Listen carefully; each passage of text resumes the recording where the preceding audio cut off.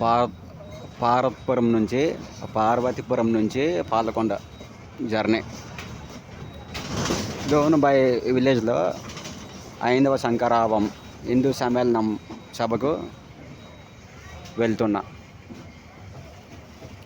పేపిఎం నుంచి పాలకొండ నుంచి సీతంపేట నుంచి దోనబై వెళ్ళాలి. ఫస్ట్ టైం వెళ్తున్నాను, రోడ్డు తెలియదు. తెల్లారి 3 గంటలకి లేచిపోయి వేడి నీరు కాపి స్నానం చేసి పార్వతీపురం బస్ స్టాండ్కి 5:30 పావుతక్కువ 6కి వచ్చాను. ఇది 6:10 బస్సు తీశారు.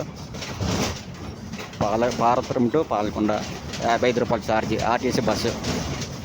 పాలకొండ నుంచి సీతంపేటకి వెళ్ళాలి. సీతంపేట నుంచి గుమ్మడ లేదా దోనబైకి వెళ్ళాలి.